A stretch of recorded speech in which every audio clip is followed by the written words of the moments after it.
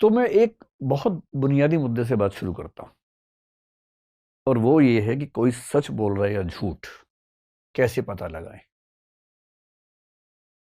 आप में से कुछ लोग ऐसे होंगे जो चाह के भी झूठ नहीं बोल पाते होंगे। बोलते होंगे तो उनके चेहरे पर ऐसा भाव आ जाता होगा कि झूठ बोल रहे हैं, छिपा ही नहीं पाते हैं। ऐसे लोगों के बारे में एक बहुत प्रसिद्ध कवि हरिवंश राय बच्चन, आपने नाम सुना होगा, अमिताभ जी के पिताजी और अभिषेक बच्चन के दादाजी। उन्होंने एक बड़ी अच्छी पंक्ति लिखी थी खुद को संबोधित करते हुए। गर छिपाना जानता तो जग मुझे साधु समझता, शत्रु मेरा बन गया है छल रहित व्यवहार मेरा। यानी मुझे छिपाना नहीं आता। अगर मुझे छिपाना आता तो लोग मुझे साधु समझते, पर मैं छिपा ही नहीं पाता हूं।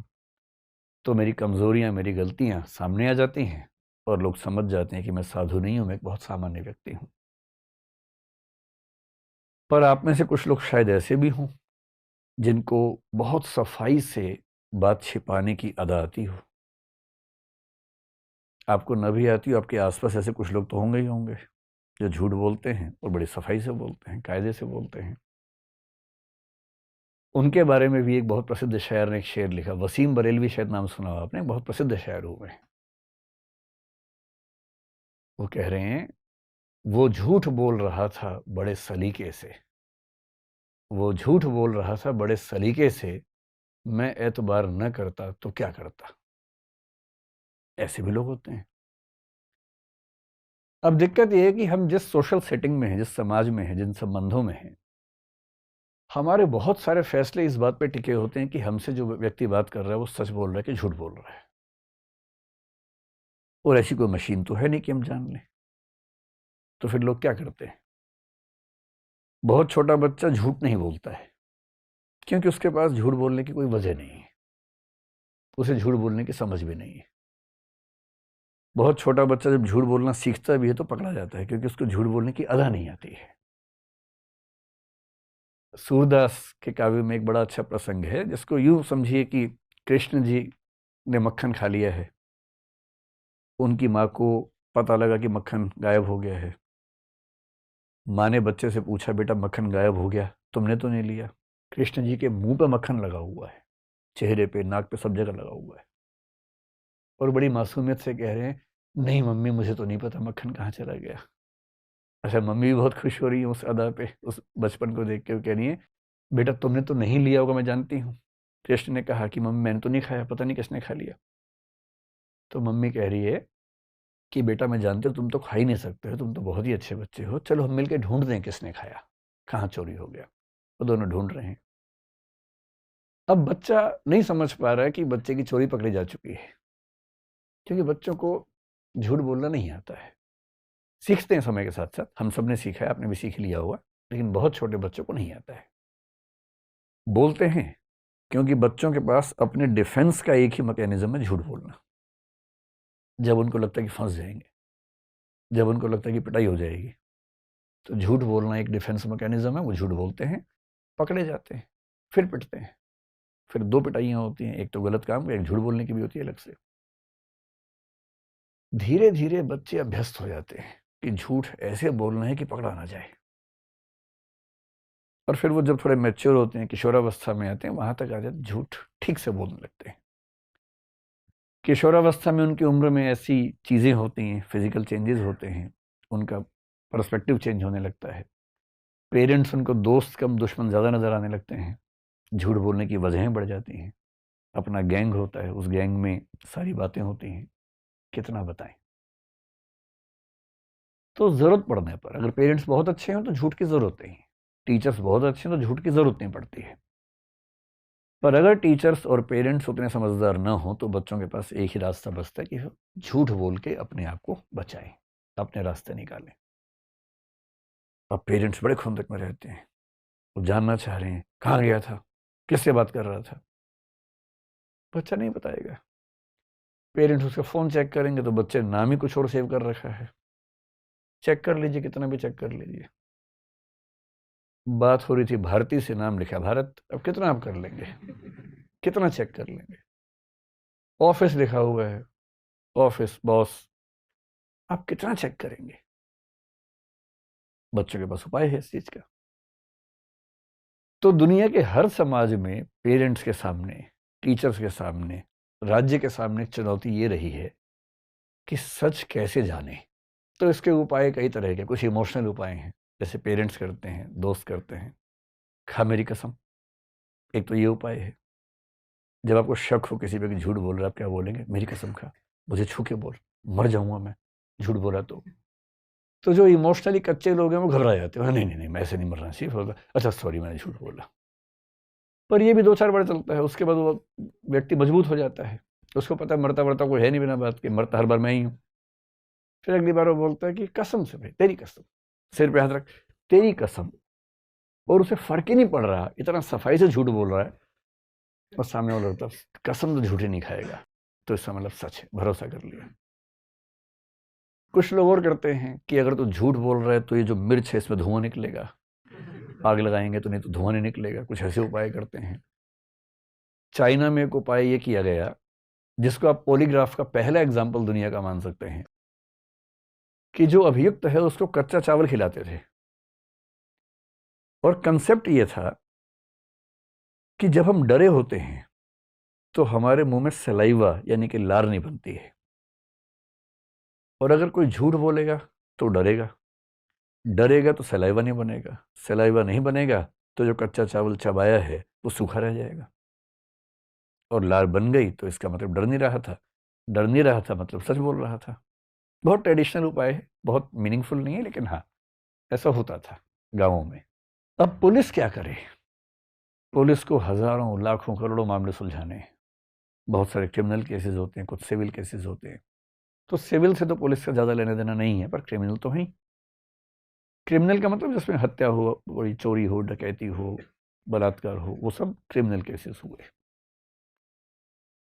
अब पुलिस के पास तरीका एक तो ये है कि वो लोगों से पूछे क्या हुआ था, बताओ भाई, नोट करे। पर जो व्यक्ति पुलिस के पास गया है, यदि पहली बार अपराध किया है और बहुत इनोसेंट व्यक्ति है, गलती से हो गया, तो फिर भी हो सकता है कि बातचीत में बता दे कि मुझसे गलती हुई है। पर जो घाघ है, जो अभ्यस्त है, हैबिचुअल है, उसको अच्छे से पता है कि पुलिस कुछ भी पूछ ले, क्या बोलना है क्या नहीं बोलना है। पुलिस पूछ पूछ के मर जाएगी, लेकिन मामला साफ हो नहीं पाएगा। फिर पुलिस क्या करती है? पुलिस अपने तरीके पे आ जाती है, थर्ड डिग्री। कह दिया अच्छा रुको, चलो जरा साइड में चलो। फिर उसको मार मार के या बिना मारे उतना दबाव बना के, फिल्मों में आपने देखा होगा कि एक पुलिस ऑफिसर इन्वेस्टिगेशन कर रहा है, पड़ोस के कमरे से आवाजें आ रही हैं, वो कुछ नहीं कर रहा। जब गया इन्वेस्टिगेशन पे तो अपने एक जूनियर को बोल के गया कि पड़ोस के कमरे से आवाजें आनी चाहिए बहुत तेज तेज, और बीच में आके ऐसे बोल देना जब मैं बात कर रहा हूँ। अब ऑफिसर बात कर रहा है कि भाई बता दे, कितना परेशान करेगा, बता दे। इतने में एक पुलिस वाला आता है कि सर वो साथ वाले की मौत हो गई। ये कहता है कैसे मरा? सर वो सवाल पूछे जवाब नहीं दे रहा था, जल्द मार दिया उसको, मर गया। फिर ये कह रहा है कोई बात नहीं, लाश दफना दो, किसी को बताना मत।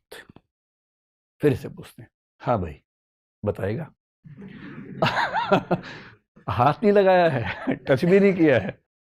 फिर इतना सुनने के बाद बड़े बड़े लोग बता देते हैं, कई तो ऐसे भी कि ना भी किया तो भी बता देते हैं कि हाँ मैंने चोरी की थी भाई, 2 महीने जेल में रह लूंगा, कम से कम मरूंगा तो नहीं। तो ये भी खतरा होता है। और ऐसे बहुत जोक्स चलते हैं। एक जोक मैंने सुना था बहुत पहले, था तो भारत के 3 राज्यों के बारे में, तो मैं 3 देश कर देता हूँ। विदेशों के बारे में बोलते रहिए, कोई दिक्कत नहीं है, देश के अंदर बोलना मुश्किल है। तो इमेजिन कीजिए कि जापान, चीन और नॉर्थ कोरिया में कंपटीशन है। एक व्यक्ति गुम हो गया है, उसे ढूंढना है पुलिस को। पहले जापान को चांस मिला, जापान ने 7 दिन लगा दिए। कैसे किया? सारे सैटेलाइट, उसका फ़ोन ट्रैक किया, और जो उसकी लोकेशन से वो सब ट्रैक करके फिर पूछताछ करके आखिरकार उसको ढूंढ लिया। करीब 6-7 दिन लग गए। चाइना ने कहा ये कोई तरीका हुआ, हम तो बहुत जल्दी कर देते हैं। फिर चाइना के पास केस गया, उसने 2 दिन में ढूंढ लिया। तो कैसे ढूंढा? जो आदमी गुम हुआ था उससे सारे रिश्तेदारों को उठवा लिया, और रिश्तेदारों को बंद करके इतना पीटा कि नहीं बताओगे तो मार देंगे। अंत में किसी ने बता दिया, ढूंढ के लिए 2 दिन में हो गया काम। फिर केस नॉर्थ कोरिया गया। नॉर्थ कोरिया ने 1 घंटे में सॉल्व कर दिया। कैसे किया? तो जो आदमी गुम हुआ था उसका नाम ली था मान लीजिए, तो ली गुम हुआ, कंप्लेंट हुई कि ली गुम हो गया है। ली की फोटो देखी, उसी शक्ल का आदमी ढूंढा एक और, उसको पकड़ा, खूब कस के पीटा, वो बोल तू ली है, बोल तू ली है, और 2 घंटे बोला हाँ मैं ली हूं, और कैमरे के सामने दिखा दिया कि ली पाया गया, इसकी शक्ल थोड़ी बदल गई है पर यह है ली ही, इसी से पूछ लो। वो बोल रहा मैं ली हूं, क्योंकि उसको पता वरना पीटूंगा और ज्यादा। तो इन्वेस्टिगेशन के प्रोसेस में 3rd डिग्री का मतलब ये होता है कि किसी को मार पीट के या बिना मारे पीटे ऐसा दबाव बना के जिस दबाव को वो झेल ना पाए। कभी कभी ये भी होता है कि पड़ोस की जगह से आवाज़ ये नहीं आती कि मर गया, फिर क्या होता है किसी से पूछते हैं कि देख भाई बता दे, कह रहे सर मैंने कुछ किया ही नहीं। चल कोई बात नहीं। इतने में एक आदमी आके बोलता है कि सर इनके पेरेंट्स को और बच्चों को उठवा लिया है, क्या करना है? और वो जो सुल्तान नाम का कसाई है उसके पास भेज दिया है, मरवा दें अभी रखना जिंदा शाम तक। अब ये कह रहा है कि 1 घंटा रुको अभी फिर देखते हैं। ये कह रहा भाई बता दे, नहीं बताएगा। फिर उसको बोलता है यार 1 घंटे में अगर ये बता दे तो ठीक है, वरना पूरा खानदान साफ कर देना। करेगा नहीं, लेकिन उस समय उस व्यक्ति को लगता है कि मैं खत्म, परिवार खत्म। पुलिस को शौक नहीं है ये सब करने का। पुलिस के ऊपर दिक्कत ये है कि इतने केसेस हैं, सॉल्व ना करे तो टीवी चैनल अखबार पीछे पड़ जाते हैं कि कैसी पुलिस है, कोई काम नहीं करती है। सॉल्व करने के जो वैध तरीके हैं वो उनके लिए बहुत यूजफुल नहीं है, दबाव उनके ऊपर बहुत ज्यादा है। और इस वजह से एक संकट हमेशा रहता है कि हम किसी आरोपी से, किसी एक्यूज से, किसी गवाह से सही बात कैसे पूछें। और 20th सेंचुरी में, 19th सेंचुरी के अंत से कहना चाहिए, कमाल होना शुरू हुआ तकनीक के क्षेत्र में। और ऐसा कमाल हुआ कि अब हम किसी व्यक्ति से सही बात जान सकते हैं इसके बावजूद कि वो बताना नहीं चाह रहा। और ऐसी तकनीकें बहुत सारी हैं। 3 प्रमुख तकनीकें हैं जिन पर आज हम बात करेंगे। उनमें से एक तकनीक का नाम है पॉलीग्राफ, एक का नाम है नार्को एनालिसिस और एक का नाम है ब्रेन मैपिंग। तो पहले थोड़ा समझते हैं कि ये क्या है, फिर अंत में इस मामले में आएंगे कि इनको कंपल्सरी करना ठीक रहेगा या नहीं रहेगा, इनकी जो एडमिसिबिलिटी है, इनको एविडेंस के तौर पर मानना वो अपने आप में ठीक है या उसमें कुछ खतरे हैं, वो सब बातें उसके बाद समझेंगे। तो 3 तकनीक हैं, और इन तकनीकों को अगर हमें समझना हो कि कौन सी तकनीक है,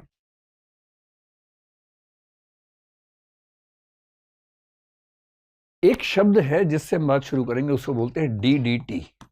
डीडीटी सुनते ही आपको बचपन वाला याद आ गया होगा अपना, है ना? ये वो डीडीटी नहीं है, इसको बोलते हैं डिसेप्शन डिटेक्शन टेक्निक। डिसेप्शन मैं उम्मीद कर रहा हूं कि आप समझ पा रहे होंगे, डिटेक्शन भी समझ पा रहे होंगे, और टेक्निक तो खैर कोई बात ही नहीं है। डिसेप्शन का मतलब है धोखा, कि आप कुछ छिपा रहे हैं, झूठ बोल रहे हैं या सच नहीं बोल रहे हैं। डिसीव करना, धोखा देना। डिटेक्शन का मतलब है पहचान लेना, और टेक्निक मतलब तकनीक। यदि कोई आपको धोखा दे रहा है तो उस धोखे को पहचान लेने की तकनीक, इसको बोलते हैं डिसेप्शन डिटेक्शन टेक्निक। और फिलहाल हमारी दुनिया के पास 3 तकनीकें हैं। फ्यूचर तो बहुत ही अलग किस्म का होने वाला है। अभी जो तकनीकें हैं वो 3 हैं। मैंने जो आपको बताया, एक का नाम क्या है? पॉलीग्राफ, दूसरे का नाम है नार्को एनालिसिस, और तीसरे का नाम है ब्रेन मैपिंग। अच्छे से समझते हैं कि क्या होता क्या है, और कल को मान लीजिए समझ लेंगे, और उसके बाद मैं आपसे पूछूंगा क्या करना चाहिए सरकार को, राज्य को, सुप्रीम कोर्ट को, फिर देखेंगे आपकी राय क्या बनती है। पहले जान तो लें कि मसला है क्या।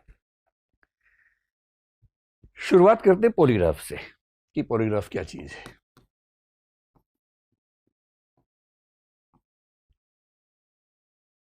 पॉलीग्राफ के लिए एक शब्द आपने और सुना होगा, उसको बोलते हैं लाई डिटेक्शन टेक्निक। कभी आपने सुना है कि झूठ पकड़ने वाली मशीन होती है कुछ, लाई डिटेक्टर? तो लाई डिटेक्टर को ही बोलते हैं पॉलीग्राफ। पॉलीग्राफ उस मशीन का नाम है जो झूठ पकड़ती है, इसलिए सामान्य भाषा में बोलते हैं झूठ पकड़ने की मशीन या लाई डिटेक्टर। अगर आपको थोड़ा सा और समझना हो इस मामले में तो आप एक फिल्म 2010 में आई थी, हिंदी की ही, उस फिल्म का नाम था राइट या रॉन्ग। आप में से कितने लोगों ने ये फिल्म देखी है? बस 3 लोगों ने देखी है। चलिए देख लीजिएगा इसी बहाने। ये फिल्म लगभग पूरी तरह से इसी टेस्ट पे बेस्ड है। सनी देओल इसमें एक कैरेक्टर है जिसके ऊपर टेस्ट किया गया और टेस्ट फेल हो गया। ये टेस्ट फेल हो जाता है, कोई बहुत समझदार आदमी टेस्ट को फेल कर देता है। इससे भी मन ना माने तो एक टीवी पे प्रोग्राम आया था कुछ साल पहले जिसका नाम था सच का सामना। ये आपने शायद देखा होगा, आपकी जनरेशन की बात है, 5-7 साल पहले मेरे ख्याल से आया था। राजीव खंडेलवाल एक एक्टर हैं, वो इसको होस्ट करते थे। 2 इसके सीजन्स आए थे, फिर बंद हो गया था। बड़ा खतरनाक प्रोग्राम था। इसमें जो पार्टिसिपेंट थे उन्हें इस मशीन के सामने बैठना होता था और उनसे पर्सनल लाइफ पे सवाल पूछते थे।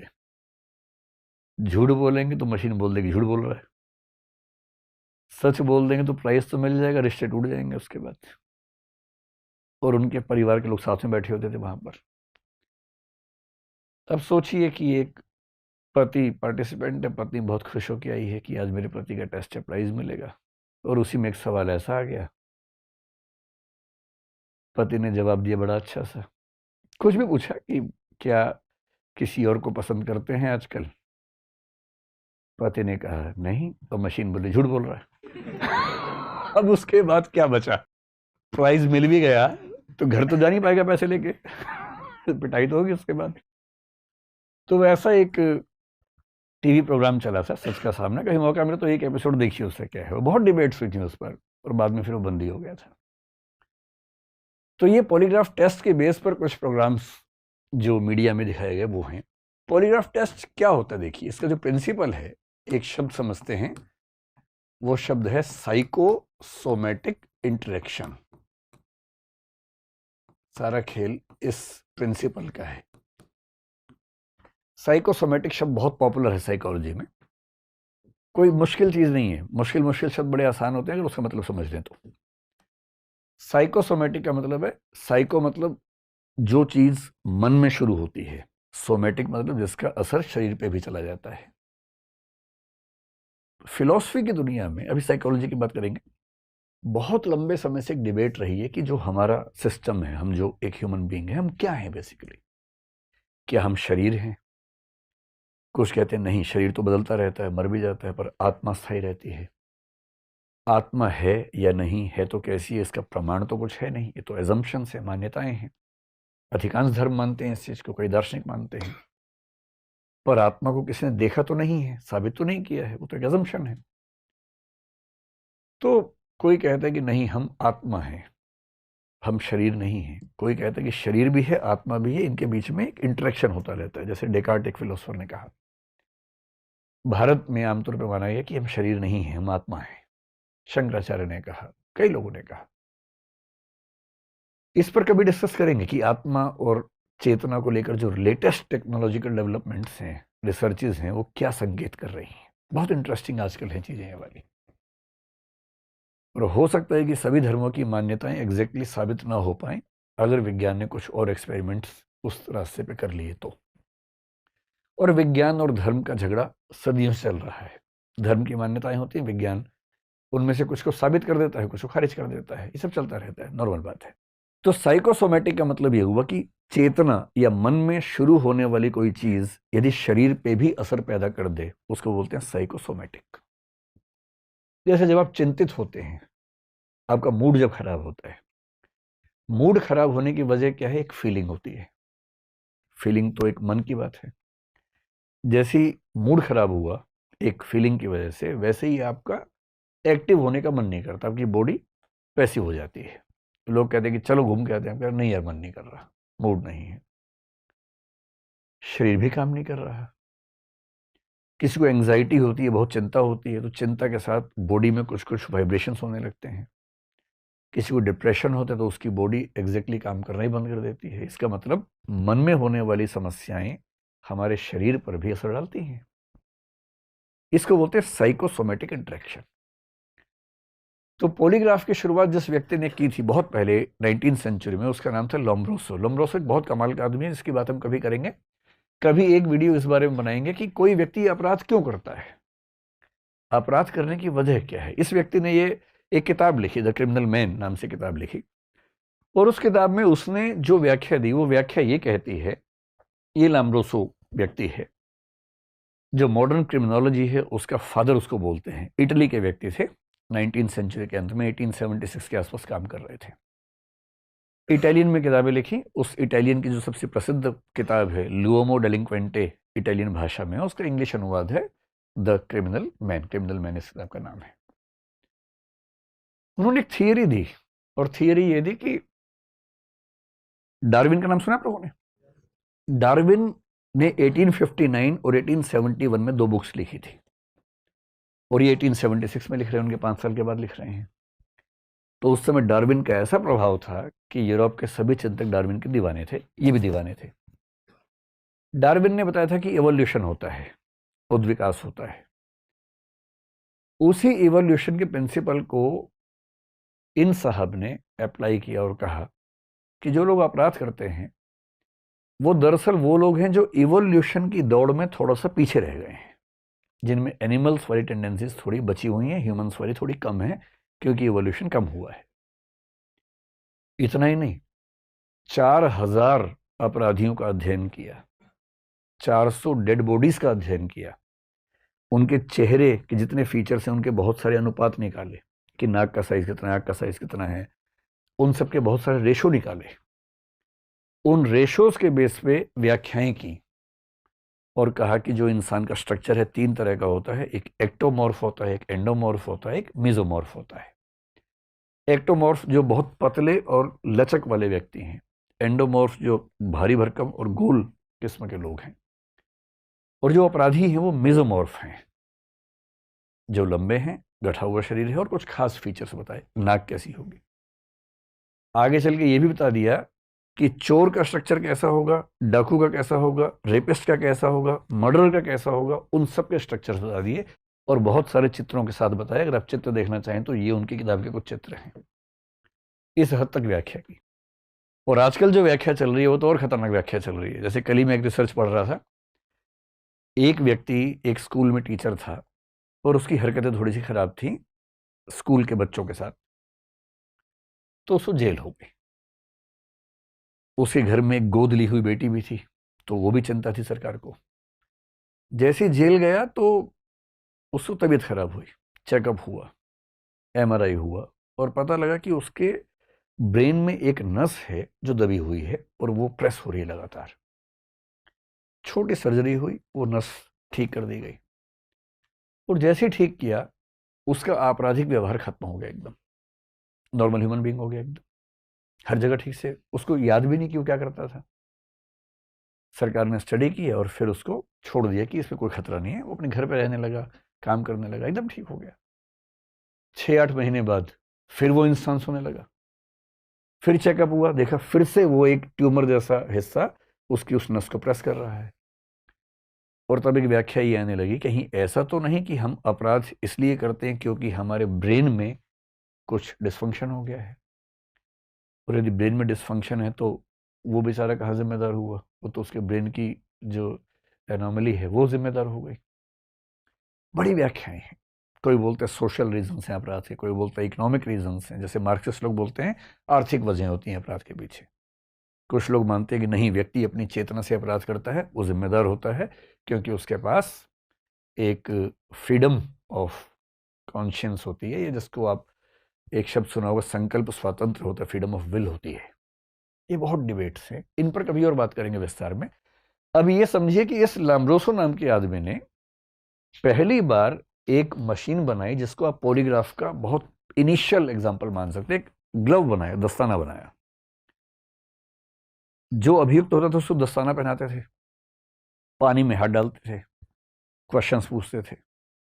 थियरी सिर्फ इतनी सी थी कि अगर ये झूठ बोलेगा तो उसका बीपी कम हो जाएगा, और ब्लड प्रेशर नापते थे। बहुत ऑथेंटिक नहीं था, लेकिन पहला प्रयास उस व्यक्ति ने किया। उसके बाद 1915 में अमेरिका में एक व्यक्ति थे मार्स्टन नाम के, उन्होंने प्रयास किया। फिर 1921 में एक लार्सन नाम के आदमी अमेरिका में पुलिस के थे, उन्होंने बहुत प्रयास किया और करते करते बहुत डेवलप करने के बाद आज जो पॉलीग्राफ होता है, आज के पॉलीग्राफ में 3-4 चीजें हम लेके चलते हैं। ये पॉलीग्राफ हो रहा है एक महिला का। मेन प्रिंसिपल क्या है? Psychosomatic interaction. हम पूछेंगे सवाल, और बुनियादी प्रिंसिपल है कि जब हम झूठ बोलते हैं हम थोड़े से अनईजी होते हैं, थोड़ा घबराते हैं, बेचैन होते हैं। सच बोलना सबसे बढ़िया होता है। सच बोलने में आपको याद नहीं रखना पड़ता क्या बोला है, कहाँ बोला है।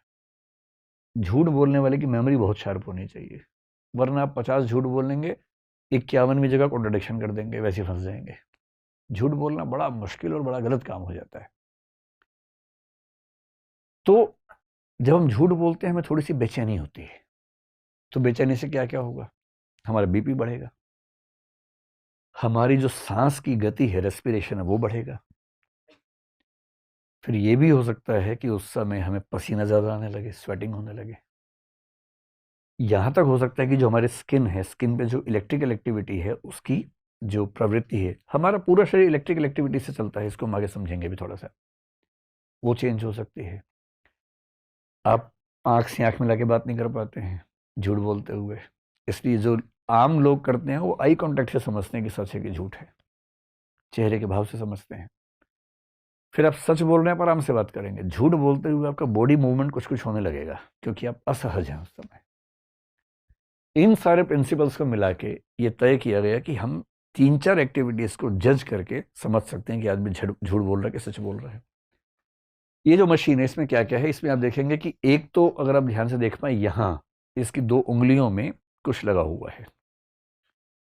ये जो उंगलियों में है इसको बोलते हैं इलेक्ट्रोड। और इलेक्ट्रोड क्या होता है आपको आइडिया है ही, जो इलेक्ट्रिक सिग्नल्स को कन्वे करने या रिसीव करने के इंस्ट्रूमेंट्स होते हैं, डिवाइसेस होती हैं। इससे क्या होता है? इससे ये पता लगता है कि जो स्किन है, जब कोई झूठ बोलेगा उसकी स्किन की इलेक्ट्रिकल एक्टिविटी चेंज होने लगती है। तो इससे ये पता लगता रहता है कि इसकी स्किन की इलेक्ट्रिकल एक्टिविटी अब कैसी है, पिछले सवाल में कैसी थी, अगले सवाल में कैसी हुई, उसको हम नोट करते हैं। ये जो टेप इसके पेट पर बंधी है इसको बोलते हैं न्यूमोनिक टेप या न्यूमोनिक ट्यूब कहते हैं। न्यूमोनिक ट्यूब का काम ये होता है, न्यूमोनिक में पी होता है शुरू में, क्यों होता है मुझे आज तक नहीं समझ में आया, लेकिन होता है। न्यूमोनिक ट्यूब ये बंधी है पेट पर और छाती पे। इसका पर्पस है ये देखना, सवाल पूछे जाते हैं इस टेस्ट में, हर सवाल का जवाब देते समय सांस की गति कम हुई कि ज़्यादा हुई, ये इस टेप से पता लगता है। और ये सारे इनपुट्स कहाँ जा रहे हैं? कंप्यूटर में, वहाँ चल रहा है साथ साथ। तीसरी चीज इस टेस्ट में होती है जो आप देखेंगे ये बाह पे, इसको बोलते हैं बीपी कफ। आपने देखा होगा जब किसी का बीपी लेते हैं यहाँ पर एक बांधते हैं कफ, है ना। इससे ये भी देखते हैं कि हर सवाल के जवाब में बीपी बढ़ा या कम हुआ। और चौथा जो ये कुर्सी है वो सामान्य कुर्सी नहीं होती है, ये कुर्सी इस व्यक्ति का वजन बीच में है कि साइड में है कि आगे है कि पीछे है, कितनी मूवमेंट हो रही है किस सवाल में, वो चेक करती है। तो जो चेयर है ये चेयर भी स्पेसिफिकली डिजाइन्ड चेयर होती है। अब क्या होता है कि इस व्यक्ति को बुला लिया, पहले इसको पता होता है कि टेस्ट हो रहा है, उसकी परमिशन से ही टेस्ट होता है, ऐसे नहीं होता है हमारे देश में। फिर पहले प्री टेस्ट होता है इंटरव्यू, जो व्यक्ति टेस्ट करेगा, जो एक मनोविज्ञान की समझ रखता है, अपराध विज्ञान की समझ रखता है, क्वेश्चनियर बनती है, प्रश्नावली बनती है। पहले उसको बताते हैं कि देखो भाई ये टेस्ट आपने अपनी मर्जी से दिया है, तनाव की बात नहीं है, कुछ सवाल पूछेंगे, डरना वरना एकदम नहीं है, ये मशीन कोई करंट नहीं लगेगा, सिंपल सी बात है कि ये एनालाइज करेंगे कि आप कितना सच बोल रहे हैं। उसको एट ईज ले आते हैं कि तनाव ना हो उसको। फिर जब टेस्ट शुरू होता है कुछ ऐसे सवाल पूछ लेते हैं अजीब अजीब से, आलू का रेट क्या चल रहा है आजकल, कुछ भी ऐसे, ताकि उन सवालों से उसको ये समझ में आए कि एक सामान्य सवाल पे उसकी ये सब रेट्स क्या चलती रहती है, या उसके घर के बारे में, परिवार के बारे में कुछ सामान्य सवाल पूछ लेते हैं। बीच बीच में वो सवाल आते हैं और देखते हैं कि सामान्य सवाल में सारे रेट्स क्या थी, उस सवाल में रेट्स क्या हुई, और फिर उस व्यक्ति के हिसाब से, क्योंकि क्या होता है ना, कुछ बहुत मासूम लोग हैं। अब जैसे आप में से किसी को कोई बिठा दे यहाँ पर, आप कितना भी सच बोलेंगे, इसी घबराहट में ये मशीन के सारे पैरामीटर बढ़ जाएंगे कि पता नहीं क्या होने वाला है मेरे साथ।